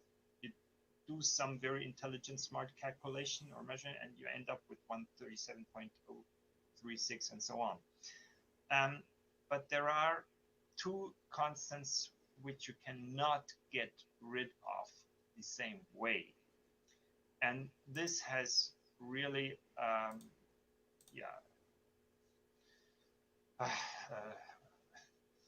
a terrible consequence, if you want, because and I realized this a couple of years ago, and that goes really to the issue of space and time, and it's the very existence of the speed of light and Planck's constants, I think, are indicators that there is a problem with our picture of space and time. We should not take that for granted. But on the other hand, it's a very depressing outlook, because if you doubt even that basic, since Isaac Newton started from there. He said, as an axiom, we have space and we have time. And Einstein did not really change that. I mean, he changed the math and the details, but the very concept that there is space and time, he did not challenge. But that, Right. in my opinion, needs to be done. And this is why I dive into the mathematics of the three-dimensional unit sphere and so on, if you like. Right, right. Okay, I got some questions, I think, in the chat. I'm going to bring those up so you'll be able to read them because we put them on air. But also, anybody in the green room, let me know if you're wanting to. You can put your comments in the green room has its own private chat, so put in there if you're interested in a question. I will put up something here because it is a question I've seen happen a lot. Are you Alexander's views on Michael Claridge and Montgomery Child's Sapphire project? You don't know. Hands up, I don't know. Tell me about. I will. Okay, Check yeah, it. well, that Interesting comes from the stuff. electric universe world where they actually put in millions of dollars of trying to reproduce the sun in a chamber, which has really been interesting results. They're starting to see, I guess, fusion and fission going on. They're starting to see Fusion going on. Know yes. that. And then, but I mean, it's not done to, the idea is not done to produce energy like, fission or even cold fusion. The idea is really to produce what's going on in the sun because they have a lot of, how do you say, criticisms of the model for the sun. But what they found out as a side product is they're starting to see very heavy elements appearing out of nowhere. More or less, they think that are sort of almost being created. And so it is a very interesting project. It has a lot to do with Electric Universe, where their group is a very large group of people who claim that there's a lot more electrical in the universe than there is gravitational. And I'm not here to Okay, discuss that or again, not. briefly, just yeah. Yeah, Well, I mean, I'm not the expert, and in first place, I'm a little bit ignorant about right. many No, that's topics. okay. I just wanted to put that But up because people do say my that. my feeling is that, well, I mean, magnetic effects, electric effects are underestimated Sure. in the cosmos, in cosmology. That I think this is correct. And regarding the sun, I think there is very very interesting research by I already mentioned him, Pierre-Marie Robitaille. He's, by the way, he built the most powerful nuclear magnetic resonance device on the Earth. Right. And but then he switched to basic science, and he has a very interesting model about the sun, very historically, very well argued, liquid metallic hydrogen model of the sun. So Oh yeah, I didn't think you didn't this wait? really deserves. He What? had given a talk at the Electric Oh yeah, I Universe know. He's from Ohio State organization. So University, right? he's not in line with everything. I mean, but Sure. but this is a very very interesting Didn't you conjecture. work with him? Didn't you interview him or I something did like that? interview him. Yeah, Yeah, he's from Ohio he's State into my house University. too. Yeah.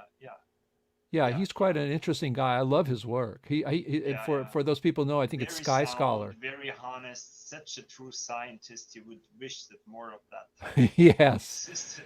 Yes. No, in fact, I've been trying to get him on this channel, but he is not. He's just, I don't know. Something keeps him away from me. I don't know. He thinks I'm crazy or something. A lot of things to do. No, it's okay. I don't take it personally because everybody has their, anyways, here's another possible question. They say, do you believe the Nobel Committee really was fooled, or you think they just go along with it? Have you ever, they're threatened or both. I don't think they were. I don't. I'm not. No, no. I don't think they were threatened or paid off. But maybe if you take this of a general question, more or less, there's one thing about being fooled, and I know you put that more maybe as a marketing thing, Yeah, but yeah, there's right. But is it the case? Do you think these people know this is sort of a house of cards, and they've just gone down that for so long that look, this is what we do. Believe it or not. I mean, I think that's a maybe yeah, more yeah, interesting yeah. question. That's an important topic to be discussed. Well, I admit, as you said, that was you have to find a catchy title, and I thought it Sure. was good. How they fool the Nobel Committee, but I make clear at the first page, we're not talking about fraud. We're not talking about purposeful, misleading things. At least, I mean, the huge majority of particle physicists, they are they try to do also honestly their job, and they're doing a good job in part as far as the experiment is concerned. But as a whole, the community, has fallen into such a groupthink that Right. they are not the critical thinkers, unfortunately, and so um, they fool in first place. They fool themselves, Right. and of course, I mean, the Nobel Committee, by the way, consisting in part of particle physicists, Yeah. that's another detail. Right. So they tried to distribute a little bit a certain quota to every field, and then particle physics was the obvious candidate also. Uh, they are part of the community, so they should realize that they, as a community, they fool themselves in just repeating that process of going to higher energies, finding new Right. particles, explain everything you don't understand in terms of new concepts, then filtering that out in the next round of accelerators, and then Yeah. ask for money for the next accelerator. They fool themselves, but I would say the major part does not really realize or are sincerely convinced, because there are so many smart, intelligent people around them. Right. They are all believing that, so they live in that bubble, and you can't Yeah. maybe even blame them personally. But Yeah. you need to say that, yeah. Yeah. As a whole, looking at the entire business, I think they are fooling, and of course they are also. Um, Now I was very very kind, but if you really scratch on that surface, you realize also that there are certain people, um, yeah, who become very uncanny if you criticize them the wrong way, and uh, this is also where the honesty ends. I think there are certain science managers more than scientists, which are not. It's not their business to look after the fundamental laws of nature any Right. longer. I don't believe that, and I don't buy that. And Right. so, yeah, Okay, I I think, have another question. I have another yeah, question yeah, here. It says yeah, if you could redirect the Large Hadron Collider budget, which I know even as you said, Sabine Hussenfelder, she's also talked about this, how that is not necessarily the best use of funds. What would what experiment would you run instead, or what would you do with those funds instead? Oh boy, that's that. Small questions like that, Alexander. Please, yeah. you have 20 seconds to answer that. I'm kidding. That's a tough Yeah, that's question. also how. I mean, I'm in general, my take on funding, how to fund good science, would be um, finance science monks. Look at people aged between 20 and 25 with a with promising talent, and guarantee them a lifelong modest salary. Okay, Hmm. and you can do what you want with it. Okay, maybe meet other people every year and talk a little bit of your ideas to facilitate the exchange, but don't no big science. Just try that kind of funding in theoretical physics. That's for theorists. For the rest, no funding for theorists at all. And what you can do experiments, you can also build expensive machines, build telescopes, that's fine, build also particle colliders. I'm not against particle colliders in principle, but the data has to become public, okay? So with the same money, build a collider of, or with, let's say, with 1/10 of the money, build a collider of 1/10 of the size, and spend a little bit of money bringing the raw data to the internet, accessible for everyone. Wow. Every routine has to be documented, to be commented on by a Open variety source, of really. people. Yeah, such things exist. Okay, takes the SSTS telescope in astrophysics. That's a wonderful project. Okay, so everybody, if you don't believe that step of data evaluation, go to the pipeline and look at the data transfer and the color corrections and this and that. At every stage, an experiment must be open and reproducible, and that's, of course, at CERN we are far from that dream. Yeah. Right. Okay, anybody in the green room? I'm just going to check on it and wants to come up, make a comment. Okay, I do. Nick Percival, who is he is a person who has his own YouTube channel that he's been talking about time and stuff for quite a while. Nick. Hi. I'm just going to talk about an observation I made and have Dr. Unzicker comment on it. I read a book by Dr. Smoot talking about whispers in time. And I read it pretty much as a layman in that area, but also as a critical thinker.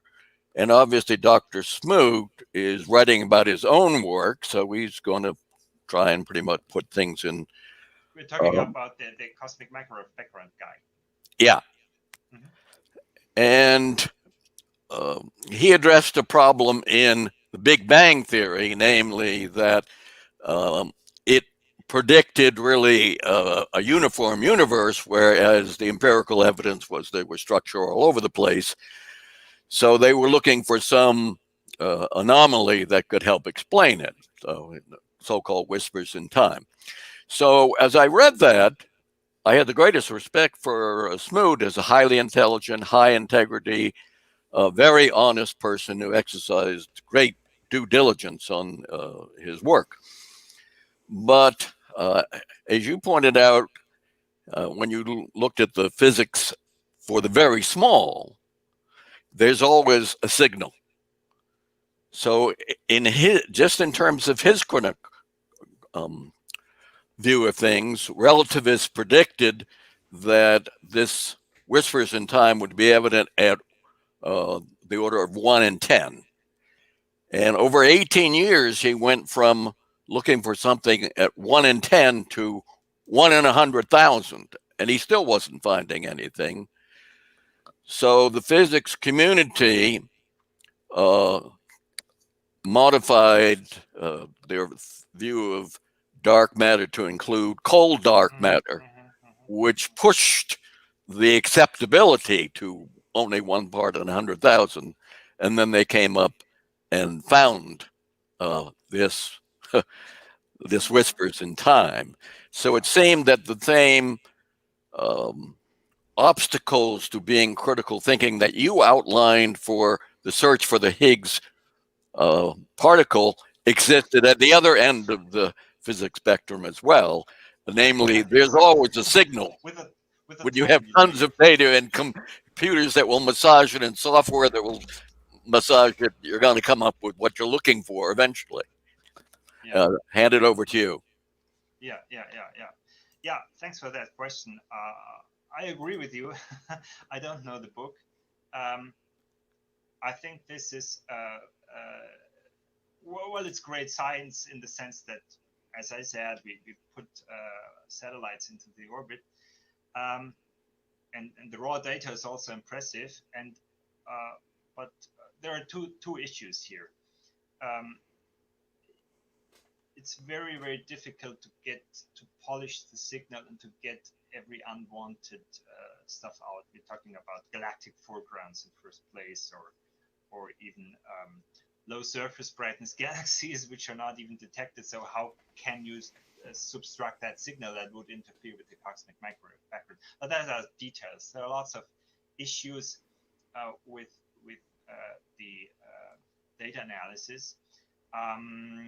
Robitaille has also done a series on that. I'm not sure I agree on everything, but there are at least serious problems in the sense that everyone is too optimistic, and that's, I think, a general sociological pattern. It's always much more exciting to look for a new signal and a new discovery than just the consider that you have overlooked some dirt effect or this and that. So I think these analyses are optimistic and to the point of being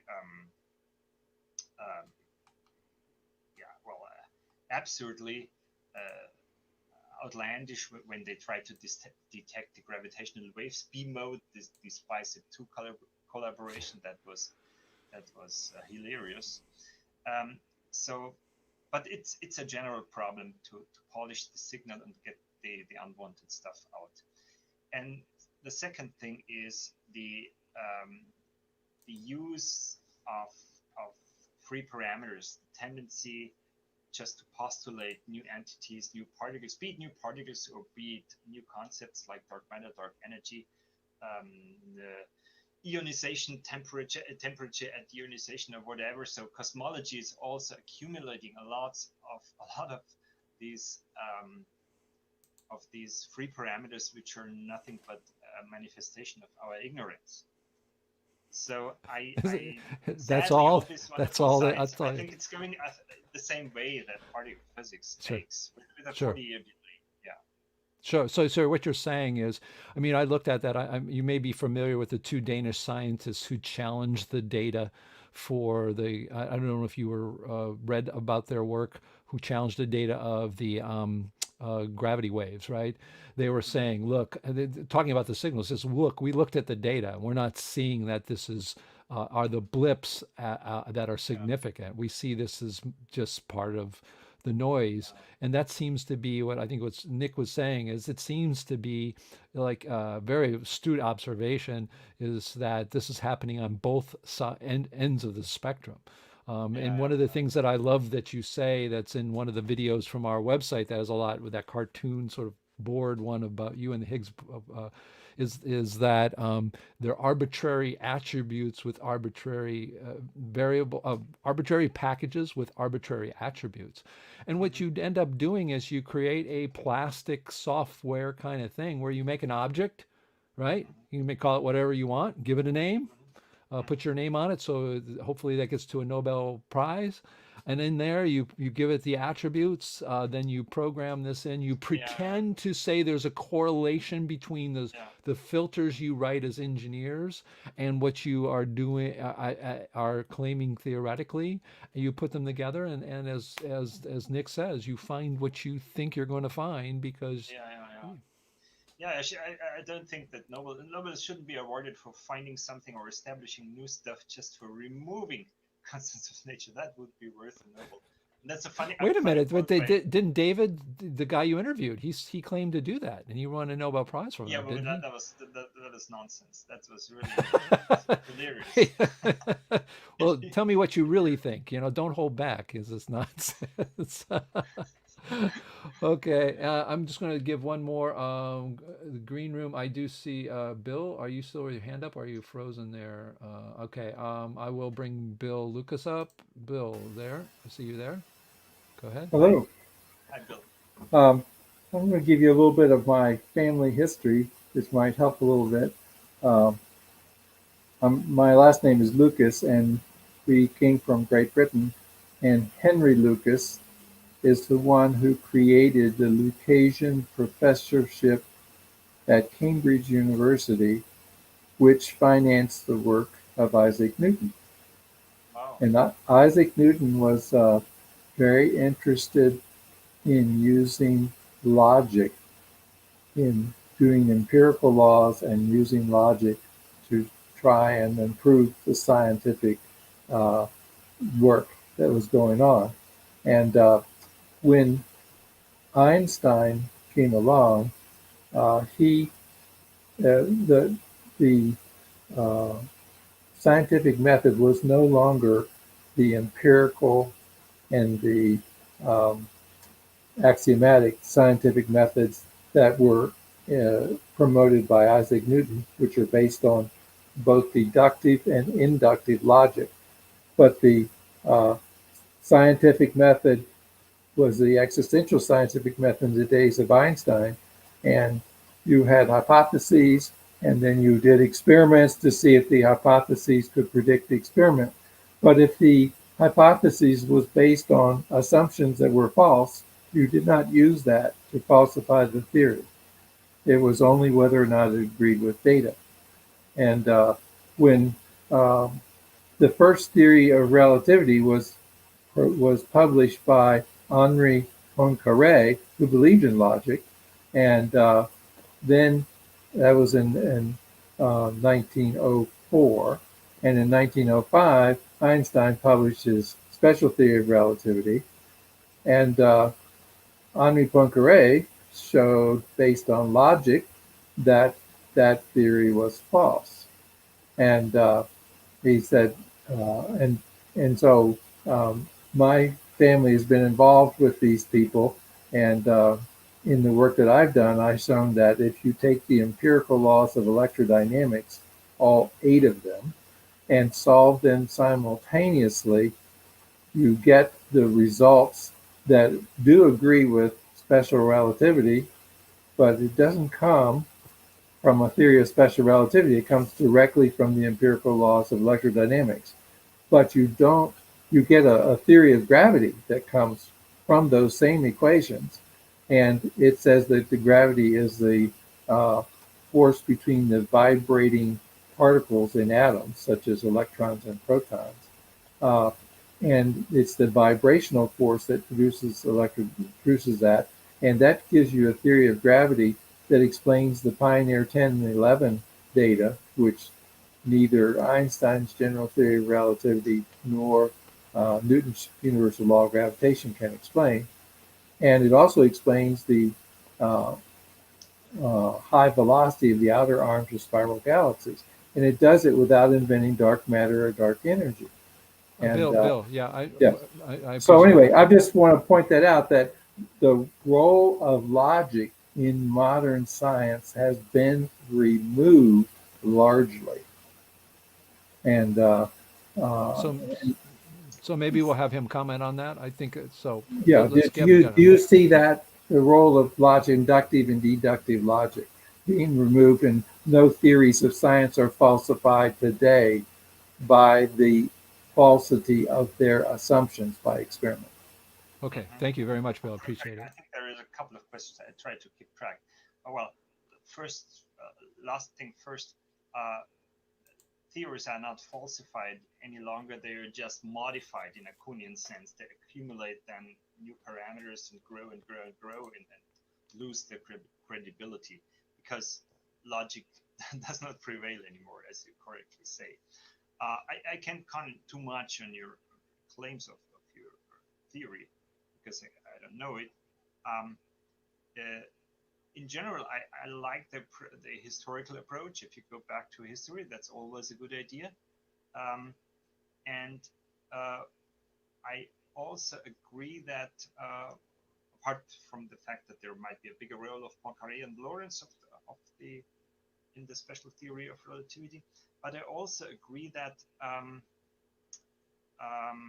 you need to justify something from very basic principles, not just write down a fancy formula that works, if I understand you correctly. And I also agree that you also have personally worked on that.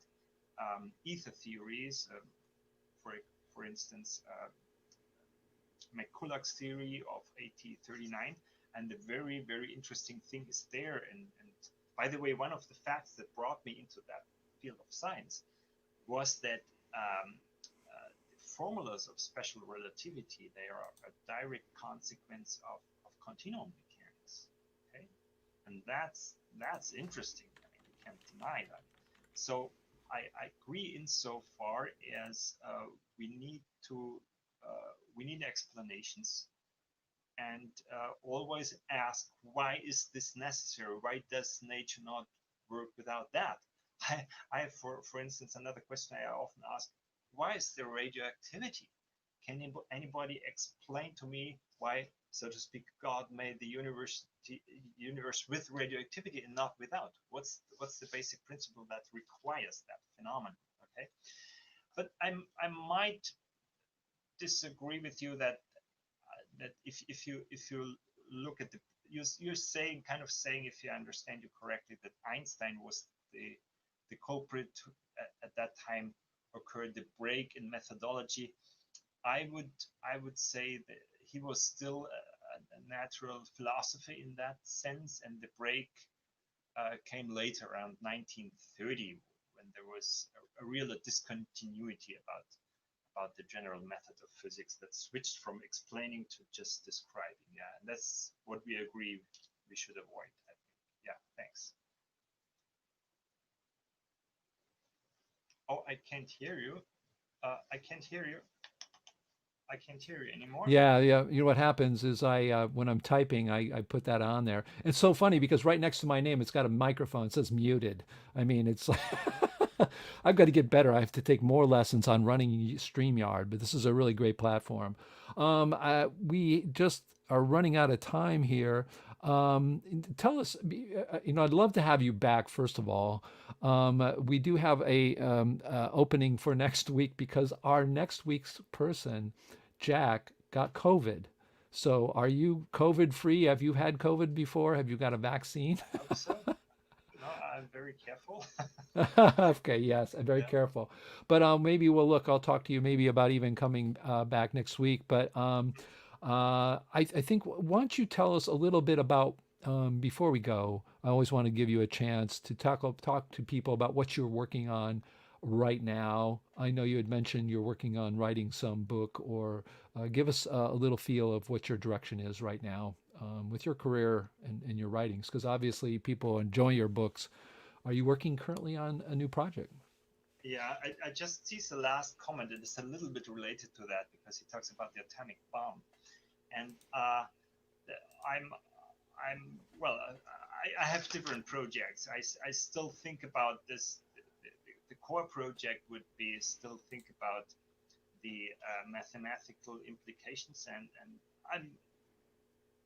But the progress, let's admit, it's kind of slow. I had some ideas recently in the aftermath of my last book, The Mathematical Reality. That's one project.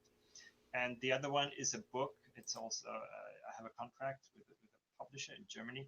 It's about the history of science, looked from a kind of unusual perspective, looking at different cultural traditions in Europe and in the US. And yeah, and as the comment mentioned, science changed a lot also with the development of the atomic bomb, and it's more or less experimentation. I agree. Since 1896, when Henri Becquerel discovered the phenomenon, I think it was more or less clear that that would happen. I mean, it could have happened even faster in the meantime, but people were just experimenting, and Rutherford was shooting his alpha particles on just everything, Right. and so did Enrico Fermi with the newly discovered neutrons. He shooted just every substance, and then something interesting happened, and that was the development. But this is a very different this is a very different kind of thinking, kind of doing science, of course, Right. than it Right. was practiced before. So well, so it sounds like you don't stop. You're continuing to write. It sounds like you're even going to be publishing some more. And of course, if you haven't visited his website, it's Unreal Physics, right? Um, That's so nice. yes, yes. And so you want to take a look at that. He's got some really great videos. You want to check that channel out. He's coming up to 10,000 subscribers, so very good. And I want to thank you for coming on today. I really hope you can come back. I think there's a lot of different topics that we can talk about. And I do appreciate it. I do want to thank you for really inspiring lots of people, for opening their eyes on a lot of things that they may not have known. And I think that's the most important thing. And the other thing, too, is to be encouraging and even to come on to a place like this because there's so many people working on their own ideas about the universe. We don't get everybody in this direction, and we try to be, how do you say, supportive of each other because that was one of the things that you have through the years come on, even in our live conferences when we've had our conferences together, is you've been very supportive. You've always said, and I use this constantly, every week, basically in my slides, saying, keep working on what you're passionate about. And I think that's really important. So thank you so much and for coming on. Yeah, it has been a pleasure to you. Pleasure, David. Thank you very much. I'm sorry that I could not respond to all the questions. Feel free to post comments to my videos. I usually respond within a reasonable time span. So thanks again, David. And certainly not for the last time. I hope so. Okay. Well, thank you so much. Everybody. All right. Thank you. All right, folks, that was Alexander Unzicker. I know people were mentioning that his microphone was low. Unfortunately, I can't do that on my side, but we're going to have him, next time we have him back, we'll make sure that we'll get that up high enough. But you could hear, can be, I know it's not easy. We do this on what we can do, but it was a very stimulating talk, and I want to thank Alexander for coming on, and I want to thank everybody in the green room and also all the subscribers to both channels and your support. Remember, if you can, please do consider making a donation or becoming a monthly or annual member. Those things keep these kinds of things going. Even this StreamYard, which we use, is an expense, an annual expense. So I want to thank everybody for that, and we'll work our way out. We've got to get going here, but let's work our way out here.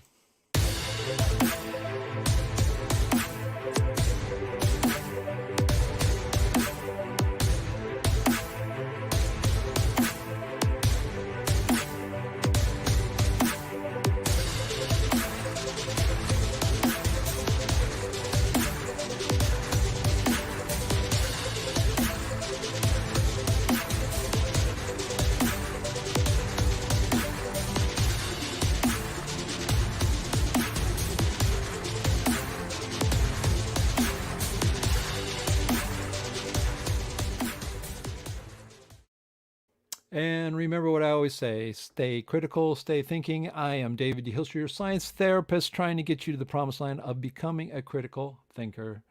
Ciao for now.